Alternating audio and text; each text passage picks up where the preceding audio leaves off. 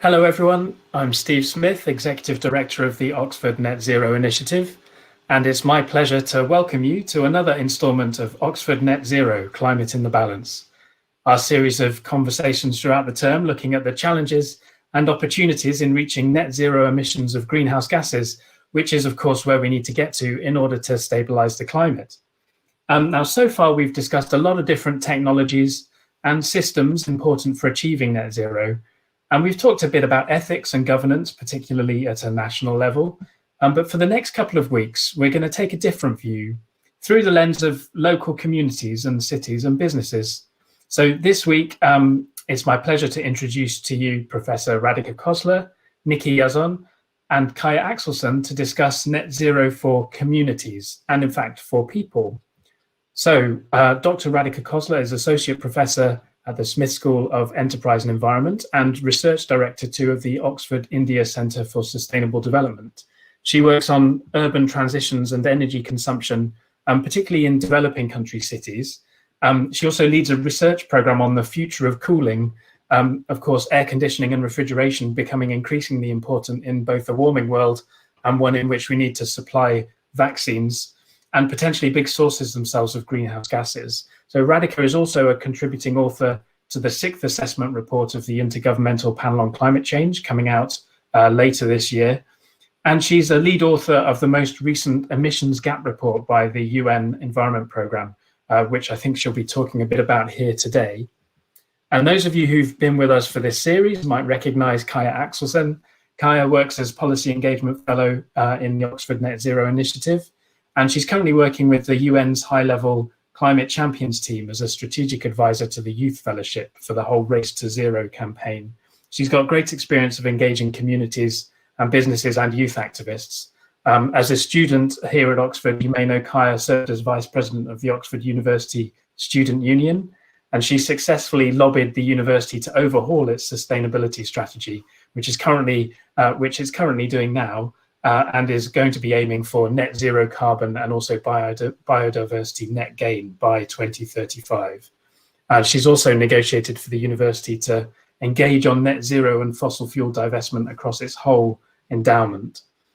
And finally, last but not least, Yazon, we're pleased to welcome. She's worked for over 8 years across business, engineering, research and consultancy in both the UK and also in Southeast Asia.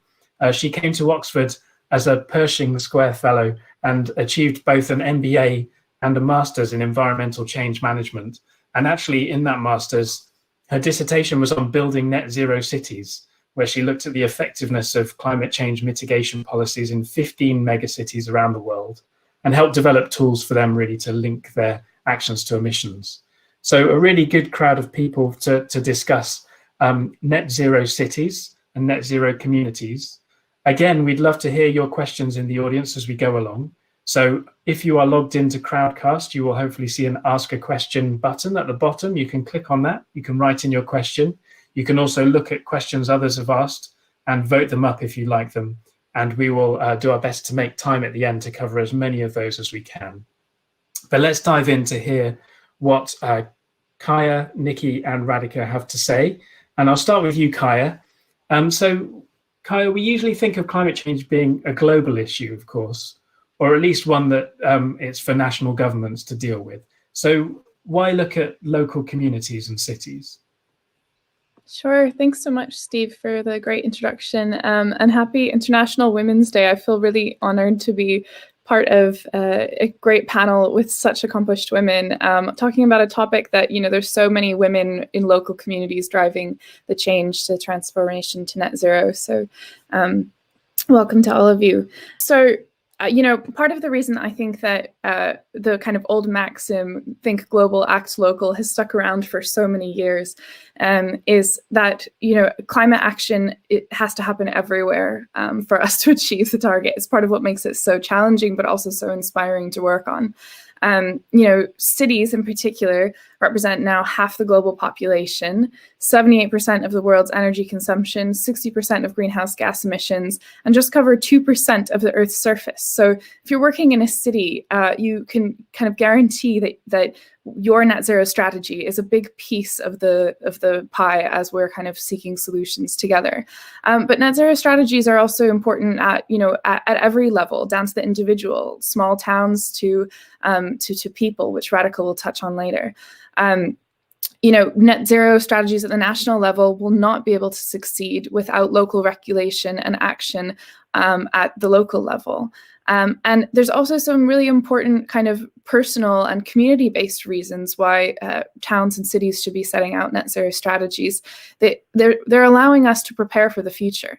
So unlike sort of footprinting that is kind of looking at short-term emissions reduction opportunities, which is a really good step, I think, net zero strategies take us to the target, to where we need to be, and think about kind of the shifting regulatory resource landscape and the shifting climate landscape that we're going to be dealing with over the next several decades, and prepare cities and towns to think about not only how they would mitigate or help in part of the mitigation journey, but also how they can adapt to these shifting landscapes. So they're a really important piece of the puzzle.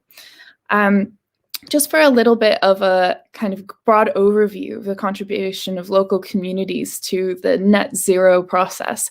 Globally, 823 cities and 101 regions, representing more than 828 million people across every continent, sit under some form of net zero strategy based on the Environment Lab, data-driven Environment Lab data from 2018, which I'm sure has been updated. 545 of these cities are in the Race to Zero, which have fairly sort of robust criteria for how they're setting out their net zero strategies. And Oxford's new data, which you'll hear more about next week from Professor Thomas Hale, shows that 155 of the cities with a population over 500,000, covering 640 million people, have a net zero target within sort of what we would consider a net zero target with sort of the criteria that Oxford has been looking at. So why do net zero targets matter at the local level, we ask? Well, here's a graph that shows the UK's net zero progress. And it shows that the UK's net zero target relies on infrastructure shifts at the local level. So people have really lauded the UK recently because the country has been one of the fastest to decarbonize. And that's partly because they were able to quickly shift away from coal. But what this kind of shows us is that actually we're going to need huge infrastructure changes that will happen at the local level in order to get us the rest of the way there. This graph unfortunately shows that we're not on a current trajectory to meet those targets at the current kind of pace of change, which means that local communities need to sort of step up the ambition in kind of building the infrastructure, whether that be transport or whether that be sort of buildings, to get us the rest of the way there. Now, where do emission sources come from at the local level is a really good question. When people are thinking about planning any kind of target, they need to be looking at the buckets of change. And so, I've chosen a couple of cities to highlight. These might be a little bit outliers. New York City, for example, has 34% of the emissions in buildings. And that's not particularly surprising because they have an incredible transportation system. So only 15%. Most of these kinds of pies you would see would be looking at more of a sort of 30-30 split on buildings and transportation. And then waste is always part of the picture. So, New York City, it's an impressive only 2% of emissions come from waste. Usually in these kinds of pies, it's more like up to 10%.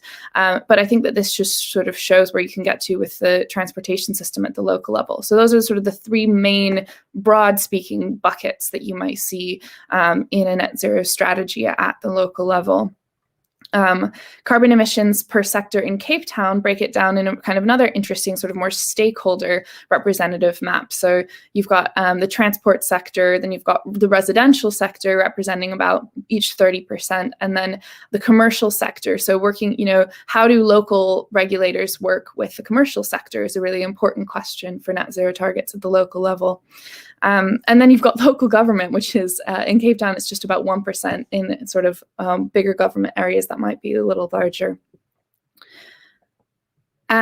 I wanted to talk about, these sort of three buckets a bit, in particular, transport. So what kind of policies are we advancing with our net zero strategies? So this is an example of a plan that Oxford, the town of Oxford, has put together to develop a net zero transport system.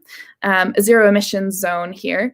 And an important question to ask as we're sort of thinking through these things at the local level, because the local level is where we are really working with people to deliver these strategies, who might be impacted by this plan. So I was able to comment on this plan at the local level in Oxford because I was told by a group of students that disabled people were going to be kind of disproportionately affected by the zero emissions zone plan in Oxford.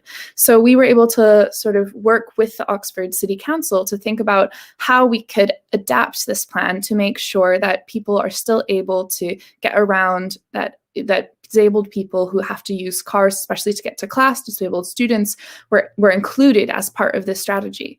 And I think this underpins why net zero planning at the local level is such an important process to do well. Community consultation is just really the local level is where community consultation happens best. This is a photo I'm very proud of. This is the Oxford University Climate Assembly, where we hosted an assembly kind of following the tradition of assemblies that have spread across the UK and many other cities and towns around the world. The rise of people coming together to say what they want out of a net zero future is really happening at the local level. And it's so inspiring to see how much more of an inclusive process you can develop and how much more of a politically robust process you can develop as part of your net zero strategy if you involve people from the outset. Not to mention that all of the kind of benefits of getting people jazzed up about contributing with their own lifestyle and their own politics, their own organizational level, to kind of the net zero transition are all part of sort of these citizens' assemblies. So if you are thinking about setting out a net zero strategy at the local level, I highly recommend that you take a look at some of the citizens' assemblies that have gone on across the world, and you host one of your own. It only takes getting people together in a room, and it doesn't have to even be a room like this. It could be outside or anywhere. So I've sort of come up with a little bit of I think a lot of people talk about equity and how we consider people as part of local net zero strategies. But I find this to be fairly ill-defined when we talk about justice questions or equity questions. It's a good question as to who we're speaking about. And so I'm kind of developing, and this is really like an emerging concept, so feel free to send in thoughts or critiques. But this idea of we know that there are emissions scopes that we need to think about whenever we make a plan to get to net zero. But what could be the kind of scopes of stakeholders that we need to consider as to how we're impacting people at every step of our strategy? And the first might be kind of that inner circle of constituents, local workers, local businesses, residents, and how is the strategy impacting them? How can we involve them in the strategy? That's a good place to start. Maybe the Climate Assembly is a good place to start involving those people. But then there's this other piece around supply chain. So much of the kind of carbon emissions that we have in our system are embedded in the products that we use. And so who are the people that are working to develop these products, and how do the shifts that we make impact them? How can we empower those people as part of our strategy? That requires quite a bit more thought that I think sometimes gets missed out of the net zero conversation, whether it's at the local level, the national level, or at a corporate target level. And then there's also something that really, really needs to be considered as part of every strategy. Are we going fast enough? How is this going to impact the global community? What is our contribution? And maybe it's even that our local net zero strategy has to consider, are there going to be climate refugees in the future who we need to take care of? Or maybe there won't be in our area. How does our strategy go fast and far enough to the best of our capabilities to reduce the number of people who have to be fleeing from their homes because of climate change? How can we be leaders in this space? So those are some of my thoughts on setting a local net zero target based on some lived experience and some of Oxford Net Zero's best emerging research. But I know that Radhika has so much more to deliver us on kind of what it means at the local level for people in delivering a net zero strategy. Thank you very much, Kaya. Radhika, over to you. Excellent. Thanks so much, Kaya. And that's a nice segue into the work that I'm going to talk about, which is the role of equitable low carbon lifestyles in building net zero communities. And what I'm going to do in these 10 minutes that I have is focus on the work that we did at UNEP Emissions Gap Report, which was released in October. And this was work that we did as a team with my other co-lead authors and contributing authors. And the focus was really for the first time to look at what is the role of individuals, what is the role of communities, and how do we achieve our climate targets that are equitable and just, and the role that our lifestyles play in helping us get there. Now, the role of lifestyles is one that we might sort of underestimate, but it is actually necessary as a component to meeting our global emission reduction targets. And we find that 2/3 of global greenhouse gas emissions are connected to households. So that is an incredibly large amount, and one that none of us can get away from. The three sectors that each contribute about 20% to lifestyle emissions are mobility, residential, and food. And if you think about those three things, those are three things that each of us on this panel and each of us who's listening is involved with in some form or the other. So mobility, residential, and food is sort of the crux or the pillars of around which lifestyle emissions take place. Now, we can think about reducing lifestyle emissions, or first understanding lifestyle emissions in these three sectors using a framework that has emerged quite a lot in the last few years in the climate mitigation literature, and it's a Avoid, Shift, Improve framework. This is a framework that we've used in the UNEP Gap Report. We're using it in the IPCC. It originates in the transportation literature. But the idea is that you can think about the types of actions that can be taken, so concrete actions, as actions that avoid, actions that shift, and actions that improve. And each of these is towards the kind of mitigation outcome that we want to achieve. So where we are with this framework is it provides us with a way to think about lifestyle emissions and concrete ways to achieve these emissions in either through avoiding, either through shifting, or through improving the way that we do things. So for instance, if we look at mobility, we could avoid the use of long haul flights. And actually we find that foregoing one long haul return flight leads to a reduction of almost 2 tons of carbon dioxide equivalent annually, which is a really large amount. We could shift to low carbon modes of transport and also improve by reducing the distance that is traveled. Now, in the food sector, one way is to, to move towards vegetarian diets. And we find actually that moving to a vegetarian diet could reduce emissions by an average of 0.5 tons of CO2 equivalent annually, which again is a significant amount. But of course, the difference with mobility is dramatic, because avoided emissions, particularly of air travel, provide one of the largest means of reducing lifestyle emissions. And then finally, in the residential sector, an example of moving towards better lifestyle emissions is in efficient household appliances using low carbon energy. and using living space that is sufficient. Now, all of these numbers, all of these ranges are derived from the literature, and it was a meta review of studies that was undertaken. I must note that a lot of these studies come from countries that are in the global north, but even so, we've tried to be as inclusive as possible. And what stands clear is that mobility, food, and residential are the three key sectors where lifestyle emissions play out, and mobility offers the largest means for us to be able to reduce emissions using lifestyle. I've moved on to the next slide, and I hope you can see it. What we find, which is really startling, is that when we talk about lifestyle emissions, there is a real equity angle to this. And actually, the richest 1%, which is about 80 million people, together consume more than twice that of the poorest 50%.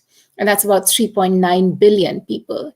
Now, it's really astonishing. And it's not, we all recognize that there is this discrepancy in lifestyles and emissions related to lifestyles and income.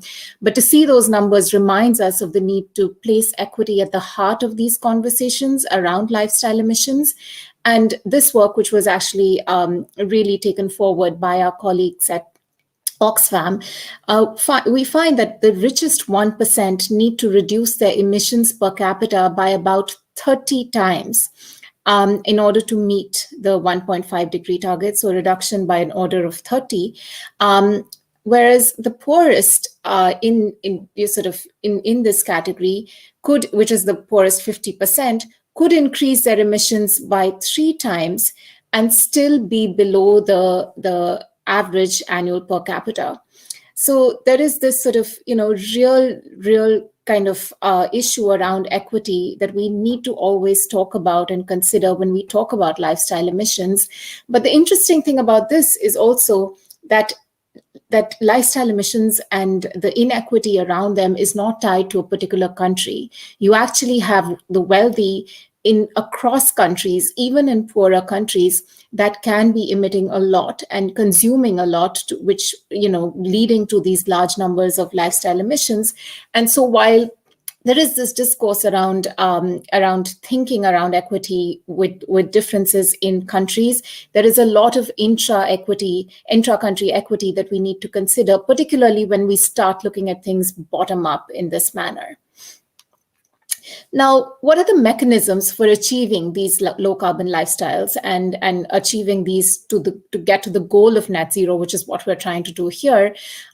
It's interesting because when we think about lifestyle emissions, there's a sort of narrative that has emerged where the individual is placed, as the sole agent in trying to make changes in their behavior and for people to do things in their personal capacity. But what we argue for is that lifestyle emissions actually require both individual actions and broader systemic change.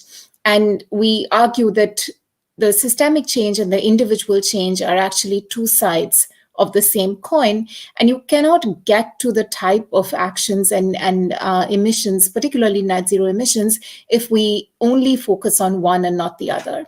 Now, the mechanisms to do this include incentives, information and provision of choice, changing infrastructure and social conventions, peer and social influence via interventions that disrupt habits, and through active citizen participation. So I've just walked you through a number of these, but we'll get into these a little bit more. The broad three categories are that you can have structural ways in which these emissions can get reduced. There are social and contextual ways in which individuals operate, not just in their personal capacity, which is the third category here, but also as a member of a network of people where there are norms that get determined, where movements can take place, and where citizen participation is key. And then the structural, coming back to that one, is where the infrastructure and the policies and the sort of more top-down mechanisms provide a solution space within which individuals make choices. Now, let's talk about these in every sector. And starting from mobility, what we see is, I'm just going to give you here some examples from different countries. And so these are actually real life examples and not sort of, thinking only hypothetically around how these things can be done. So if we look at interventions to reduce emissions from lifestyles, you have health warnings and eco labels, which for fuel purchases. So for instance, talking about the sort of mismatch or the implications of using particular types of fuels and what that does for your health, which I think is actually really, it's quite a powerful way in which to provide information. And we see this in Sweden and also in Cambridge, Massachusetts. There's an activism and advocacy around uptake for cycling. And this we're seeing globally. And this is something that has particularly come out of the pandemic because there's a lot more cycling now that is taking place even in regions which were not traditionally sort of cycling friendly. Another example is the restrictions and incentives for electric vehicles in China, and also the social diffusion of electric vehicles in Norway. And the social diffusion point is interesting because it's sort of the the impact or the influence that one has in terms of the decisions we make based on the choices of those around us, particularly the choices of those who we consider to be like us around us. And you see that sort of social diffusion happen towards actions that are more oriented towards better lifestyles from a climate perspective.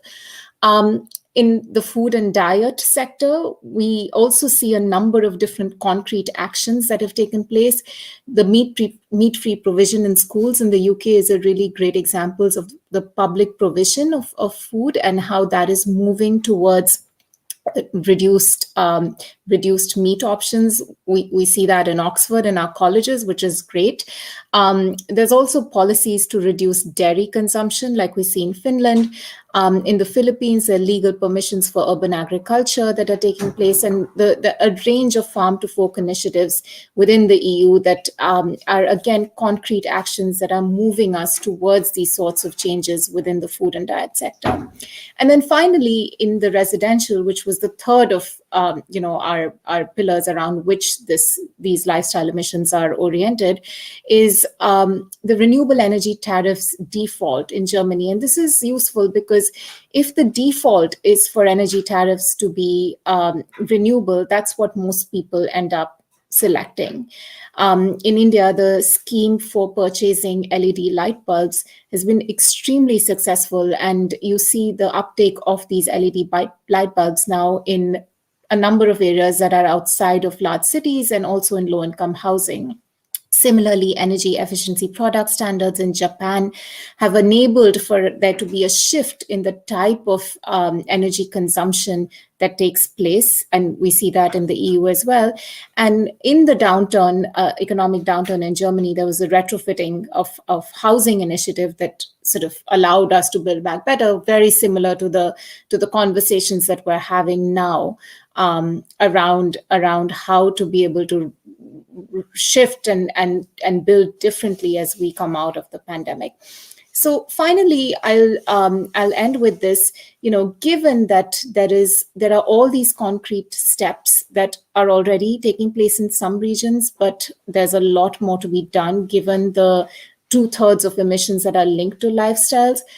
There's a real role for overcoming the barriers that are in the system that are not allowing this systemic and individual change to take place, and I think there's a lot of role for us as researchers in understanding those in locally relevant contexts and helping to see what the ways through are. And there's also a real challenge to sort of vested interests and the habits that have been formed for a long time. And so transformative change will require us to be able to shift those habits, find moments of disruption where norms can be shifted, where actions can be shifted, and really use that relationship between what is individual and what is systemic as a way to shift our lifestyles towards the net zero future that we'd like. Thank you. Thank you, Radhika. I think particularly that data you showed on what different activities that can be done at the individual level translate into in terms of carbon impacts is a nice setup to Nikki to talk to us now about what actions cities are actually trying to take, whether they translate into real changes in emissions, and some of the challenges maybe they face in actually achieving real action at the community level. So Nikki, over to you. Great. Thank you, Steve, and thank you, Radhika. What I'm going to talk about today is specifically some of the trends that we are seeing at the aggregate level for communities, and what we know from emissions inventories that are being undertaken at the community level. Before I go into that, I wanted to sort of set the stage and talk about why I started looking into some of these questions. So next week, I think it's next week, in the next Net Zero session, you're going to hear from Professor Tom Hale. And I was in 2018 in one of his lectures for the School of Climate Change at Oxford. And he showed us an earlier iteration of this chart. And this really shows you what is the potential of subnational and non-state action on net zero. As Kaya highlighted, cities are both responsible for and sort of at risk of the effects of climate change. And as Radhika says, like 2/3 of emissions are connected to households in some way. And what this chart is really showing us is, like, as Kaya says, we will not succeed at net zero by solely tackling it at the national level. So sort of on the right-hand side, if we just go by policies that are set by nations in their NDCs, that's the orange bar here on the right, we really are not going to get anywhere close to net zero. But once we start to bring in the actions by other entities such as regions, cities, and corporations, and then we start to get into more exciting territory. So it's really this that precipitated this work, which was my MS dissertation. And what I was really curious about is, like, okay, this is really cool. So the potential of cities to deliver is like significant. That is if they deliver. And the question that I had in my mind at the time is, are they delivering? Kaya talks about how so many cities have now adopted a climate strategy of some form. A lot of cities like Oxford are declaring climate emergencies. And in the literature, and as well as in the media, there is this narrative that cities are leading the way. And it is true, many of the commitments made by local governments are far more ambitious than what we are seeing from nation states. And so that's really exciting. But I was curious, are they delivering? And if so, how are they delivering? And are we going fast enough? So I decided to look at what is driving territorial emissions reductions in the built environment. If you remember the slide Kaya shows us, for New York City, the emissions contribution of buildings is more than half of the emissions footprint for New York. This is very common across many mega cities. So usually it's in the range of at least 40% to sometimes 60%, around the same for transportation, and then waste would be around 10%. So I wanted to see and we can see from emissions inventories published by these cities that their territorial emissions are falling. Why is that? And what I used was a method called decomposition analysis, and these are some charts showing you what that's all about. And what it does is it allows us to disaggregate. So in this example, like from one inventory in 2012 to 2015, this is just illustrative. We could break that down into the different drivers that are causing the changes in the inventories over the years. So we can see that, you will have some upward pressure from, say, growth in commercial floor areas in the commercial sector, but then we'll also see some improvements in terms of the electricity fuel mix that's being used, or some changes due to the weather, etc. So the method is really just around disaggregating some of the trends that we're seeing in the emissions inventories. So here's what I found. I looked at 15 megacities across the EU and the US, only 15 because these are the cities with data that is good enough, that we have a little bit of an idea of what is causing or driving emissions reductions.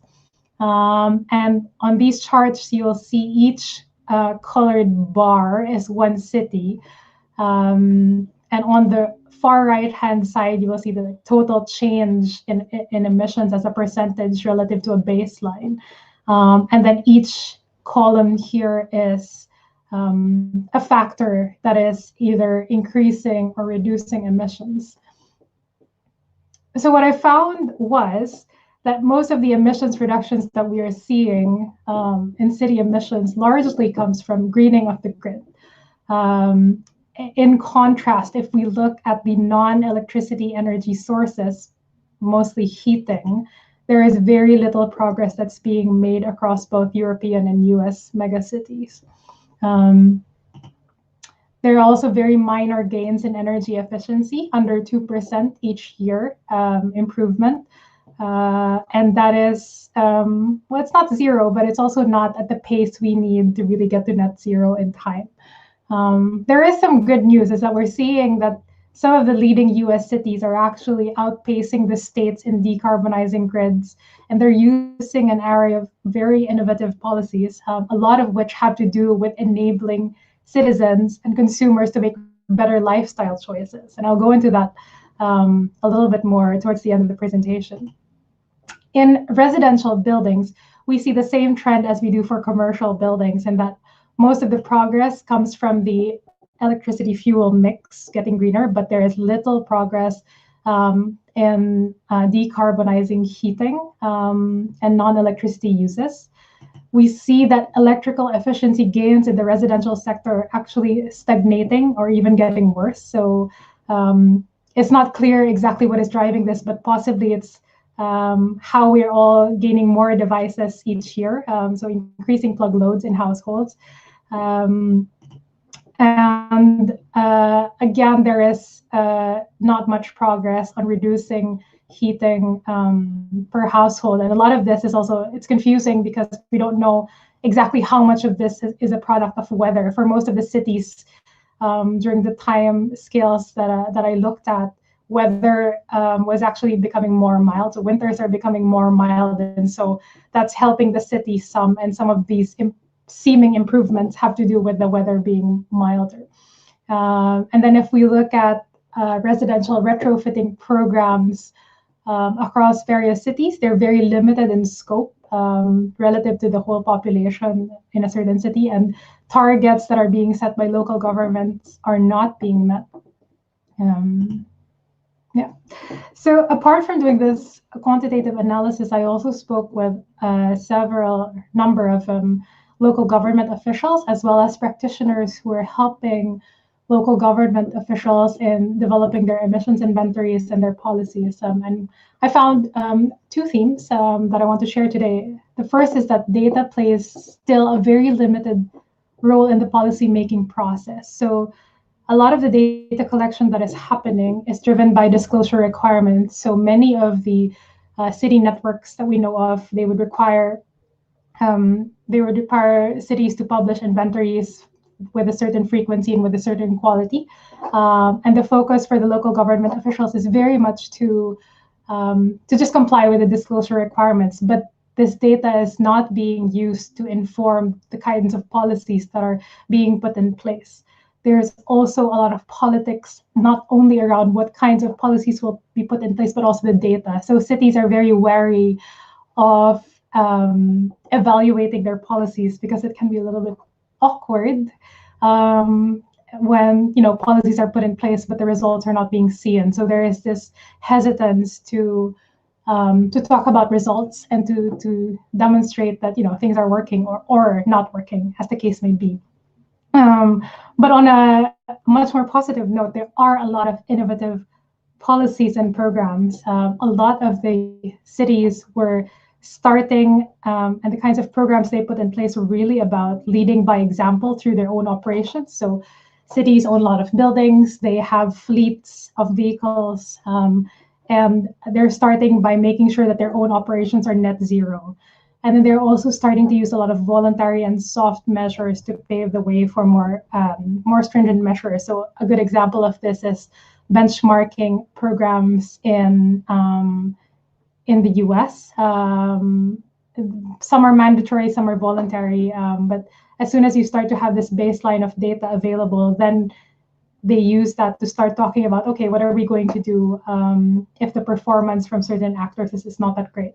And then the last sort of example here is like the use of planning authority to incentivize green building codes or installation of renewable energy sources. So helping to green the grid. So in the cities where we're seeing that the greening of the grid is faster than at the state level in the US, a lot of it is because the cities are using their role as, I guess, planners and saying, okay, if you're going to put in a solar panel on your rooftop, we're going to make it easy for you, and the permitting process will be a lot faster. And so that really helps. And I think it connects to Radhika's examples on how we can connect lifestyle choices and changes with some of the more systemic actions that are necessary to enable people to make better choices. And I would just end with some of the key opportunities that I am seeing towards more data-driven policy. The first one would be around collecting more data that allows us to link aggregate inventories to city action. So at the moment, we're not really able to make that clear connection and say that policy is working to reduce emissions. But there are a lot of new data sources that are available to us, low-cost sensor networks, increasingly across not just the UK, but places in Europe and the US. We have smart meters in many homes. And these can really help us to get more granular on, what is driving emissions reductions and help us to better understand how to reduce emissions. The second opportunity I see is that we really need to incentivize transparency. Like I say, there is a hesitance among local governments to disclose the data behind their emissions inventories. And I think if we are going to hold our local government officials accountable as well as help them, then we need to better understand like the data that's underlying the inventories. And there are many things we can do to incentivize that. And then the final opportunity I see is just really developing more robust ways to evaluate policies and to connect that to the emissions inventories that are already being collated. And so what I see as a best practice is that, an emissions inventory, what we see every year, goes back to the policy-making process and informs the next sort of generation of policies that we're going to see. So that was my last slide. And I'm going to stop sharing. Thank you. Thank you very much, Nikki. Great series of talks. Thank you very much, all three of you. And we will now try and answer some of the questions coming in from the audience. And if you're in the audience, do take another look through the questions there and vote up ones. We'll try and cover the most popular ones. I want to start though with one which I think links fairly directly to some of the things you just said, Nikki, actually. Because if I remember rightly, some of the emission stats you quoted, you inserted the word territorial, which I think means emissions which come from directly within the city boundaries and the city activities, if you will. And you also mentioned that a lot of the progress we've seen actually comes from the greening of electricity supply. And of course, that's generated in power plants which aren't necessarily within the city, comes into the city through wires, through the electricity grid. So Peter Archdale asks a question just about understanding the system boundaries and says this is one of the biggest challenges. So how can net zero carbon be achieved without exporting the carbon cost outside the system boundary of the community, essentially? And are there tools to help quantify the carbon embedded? So I think this is a big question about, is there standard practice over defining what the system boundary is for a city or community? And are there risks of leakage through either buying carbon offsets or displacing activities? And how could they be mitigated if there are them? Yeah, so I think there's like several questions tied into one, but sort of the first to answer, thank you for the clarifying the distinction. Actually, what I looked at was both, if you're familiar, scope 1 and scope 2 emissions. So indeed, cities, most of the energy that you're using, some of it might be produced within the city boundary, so strictly territorial, but equally, it's possible that you're buying energy, both heat and electricity from outside the territorial boundary. So the inventories that I looked at, they included scope 2 emissions, and we have a pretty good grasp of those emissions because we have meters in place. But what's usually not included is anything that is scope 3 emissions. So they're like some of the protocols that are established, like the cities that I looked at were all using the GPC protocol developed by WRI and C40. And there is an optional like module where you can add in like scope 3 emissions, but it's very difficult. There are methodologies in place.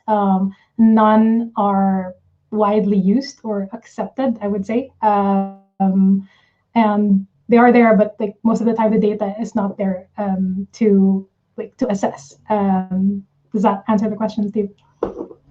Yeah, I think so. I'll throw it open to Kaya and Radhika as well in case you've got any further thoughts, particularly on this. Is there any risk that in defining the system boundary the way it is, you might be moving activities, displacing them, or causing actions which aren't truly net zero aligned? If either of you have thoughts on that point, might be good to hear. Yeah, I would just add that I think that the sort of more granular you get in your planning, so, you know, at the organizational level, Oxford University was able to look at our scope 3 emissions.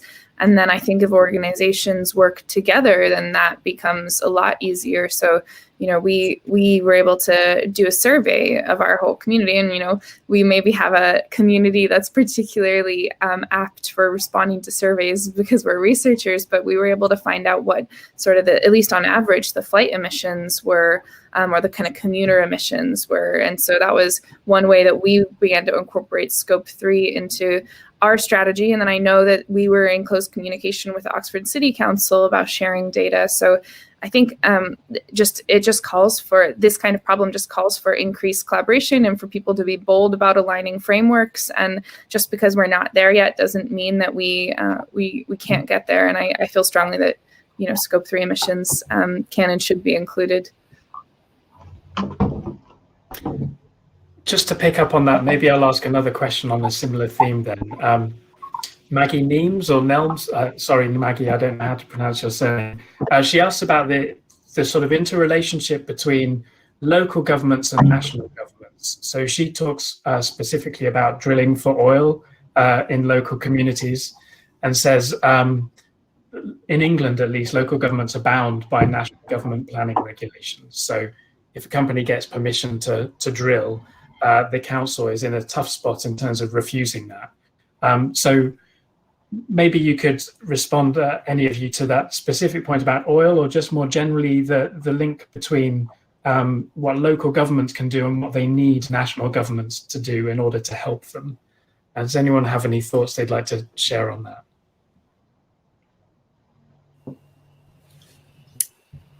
I'm happy to pitch in, but then we should hear more from the others.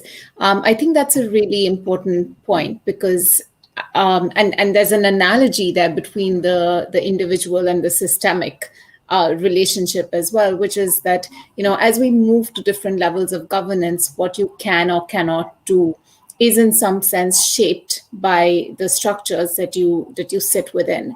And so while cities have enormous potential and scope to be able to implement certain types of changes, there's a lot that they also cannot do because they're constrained by their relationship with the state or with the nation. And this is often, you know, sort of, it flows in the forms of capacity, of finances, of laws and regulations, of what is allowed and not allowed.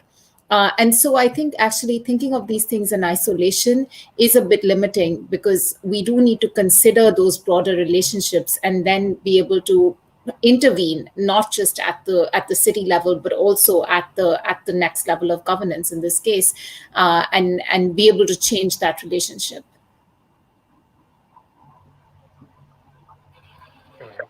I completely agree with that, Radhika. And I have an example from, I used to be a local activist, sort of people who are resisting new fossil fuel infrastructure in the Pacific Northwest of the sort of US, North America.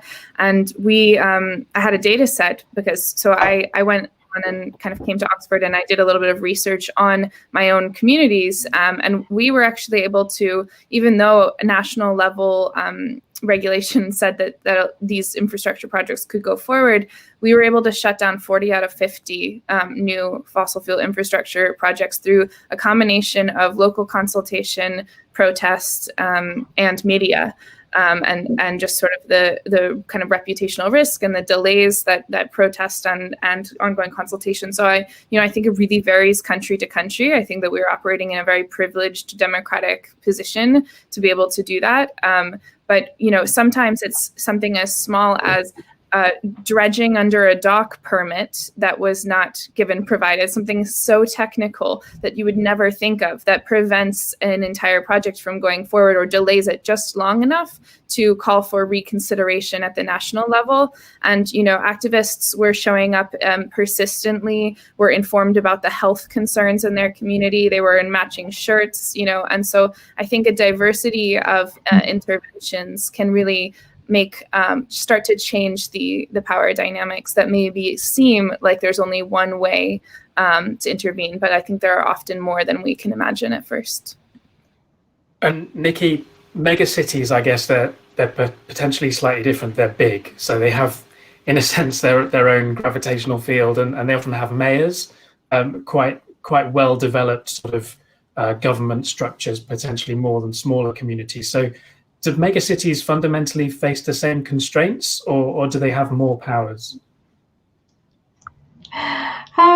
It really depends on the country. So indeed, megacities, they have a lot more resources, and so they might have a whole sustainability team. They might even have a data team, like I think like New York does, and several of the U.S. cities have one. But they're also constrained by, like, as Radhika says, like national policy, state policy, and actually in the US, it's really the states that have a lot of control over climate and energy policy. So it's the states that determine, what are the targets for utilities operating in the state rather than the city. So, and it will be different in every state. And so it's very difficult to like make this aggregate assessment, trying to combine all these cities and look at them in the same way, because they're all very different. So yeah, it really, really depends on the city, on the country, on the state, number of factors. And I would echo what Radhika says, and that like at all of these scales, we need to be acting in concert. And so the most important thing is that the various actors at different levels, from the individual all the way up to national and maybe at the international level, are working together towards like a common goal, with policies that reinforce rather than work against one another. We'll move on to speak about some slightly different things. Got one question about the difference between high income and low income lifestyles. So this is one for you, Radhika, probably. So Femi Fillet asks about achieving lifestyle change and says it's more challenging essentially for low income earners. And it's even more difficult in the global south.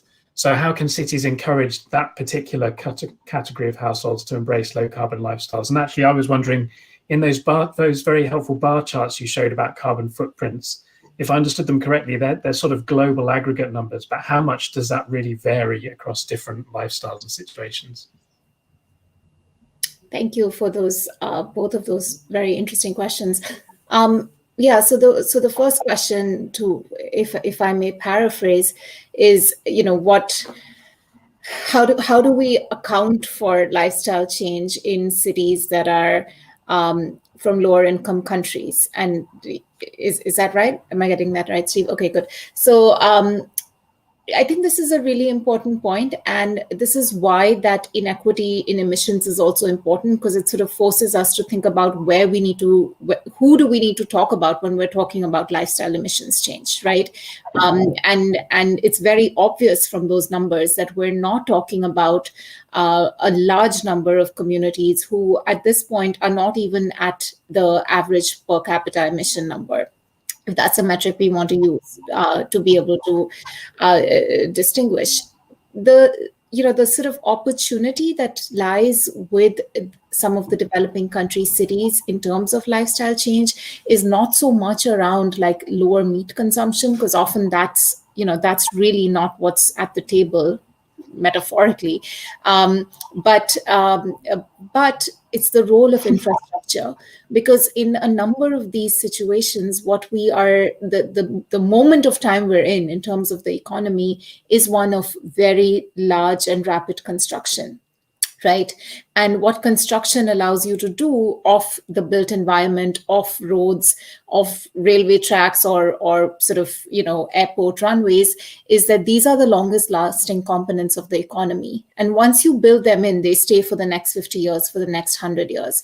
And so how you shape infrastructure in these cities that are developing and growing very quickly shapes behaviors for a long time to come. So if I have, if I have a bicycle track outside my house, or a public transportation, sort of station outside my house, it's much more likely that I will not purchase that car as and when I can and have the ability to do so.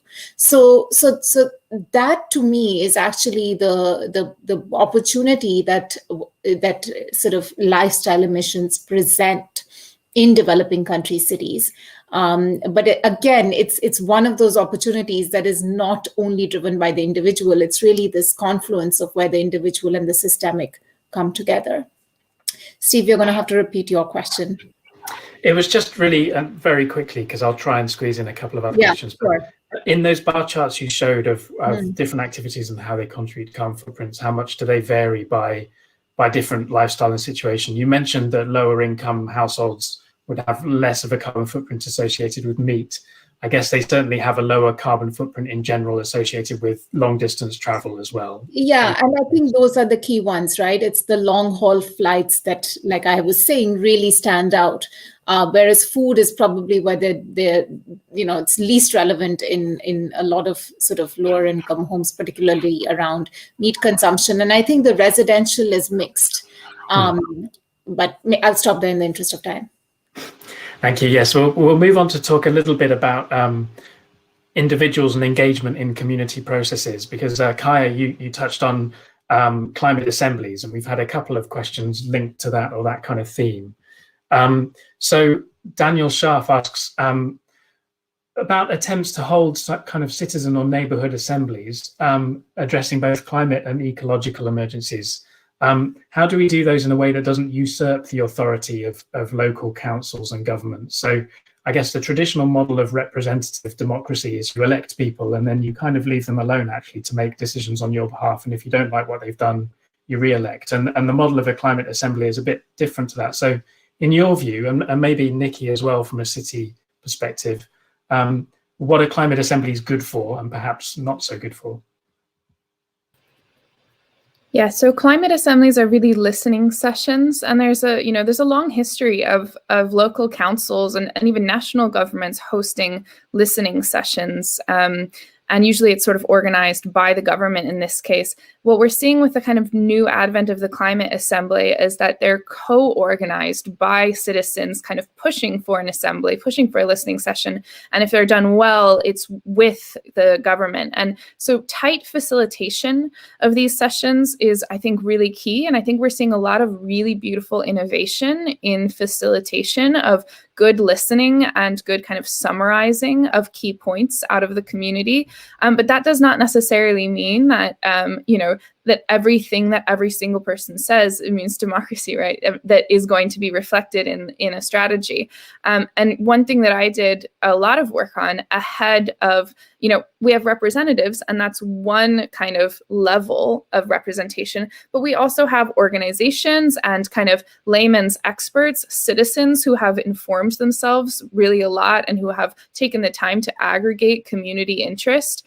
They also serve as sort of another level. And I think bringing in those types of community-led organizations and kind of leaders. I knew one guy who had a personal listserv in a small town of over 100,000 people. I mean, it was practically a fifth of the town that he had on this listserv, trying to sort of drive better gas heating, or to switch out gas heating in the local schools.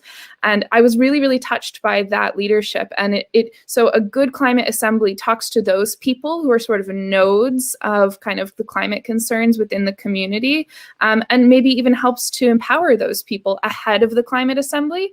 And then that way it can be structured such that the kind of people who are doing the key work on the ground are also sort of leading and part of the process throughout, before and after the climate assembly. It's not a single event. It's never a single event.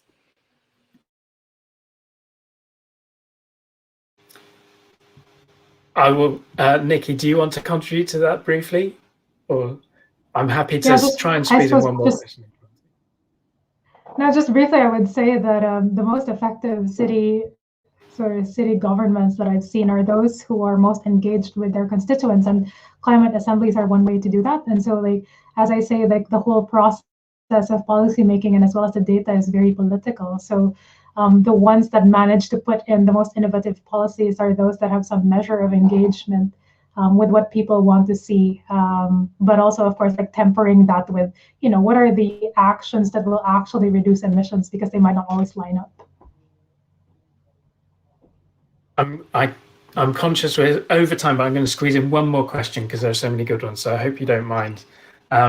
It's about engagement, but it's about, of course, you may get people who are engaged because they are anti doing climate action. So we have a question about how do you engage with those who particularly have a very different narrative about climate change, or might even be feeling dispossessed by some of the decisions and implications with local communities in the net zero transition. So do you have any thoughts very briefly on that one as a final question?